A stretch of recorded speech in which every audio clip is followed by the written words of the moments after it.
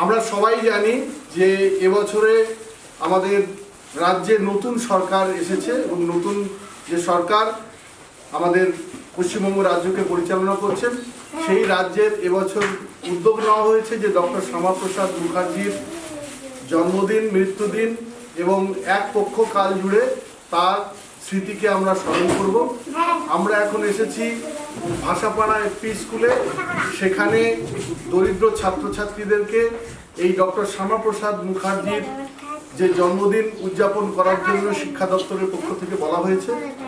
সেই শ্যামাপ্রসাদ মুখার্জি, ডক্টর শ্যামাপ্রসাদ মুখার্জিকে আমাদের রাজ্যের রূপকার বলা হয় এবং সেই পণ্ডিত মানুষ এবং সেই গুণী মানুষ আমাদের সারা ভারতবর্ষের একজন মুখ এবং একজন স্বাধীনতা সংগ্রামী। আমরা সেই ভিত্তিতে তার জন্মদিনকে পালন করতে এবং স্মরণীয় করে রাখতে আমরা জয়গোপালপুর আদিবাসী স্কুলের পক্ষ থেকে এসেছি আজকে ভাষাপাড়া এমপি স্কুলে, একটা জায়গায়। সেখানে এটা একটা প্রাইমারি স্কুল, একদম সুন্দরবনের গরিব এলাকার স্কুল। সেখানে আমরা এই ডক্টর শ্যামাপ্রসাদ মুখার্জির শুভ জন্মদিনে বাচ্চাদেরকে স্কুল ব্যাগ এবং পড়াশোনার জন্য খাতা এইগুলো দিয়ে আমরা সহায়তা করলাম আমাদের পাশের বন্ধু স্কুলকে।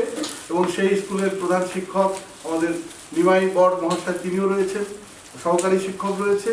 আমরা সবাই সত্যি আনন্দের সঙ্গে আজকে আমরা খুবই এই অনুষ্ঠানটাকে উপভোগ করছি, কারণ আজকে আমাদের সেই মহান মানুষ ডক্টর শ্যামাপ্রসাদ মুখার্জির শুভ জন্মদিনে আমরা এটাকে আজকে বাচ্চাদের হাতে তুলে দিতে পারলাম।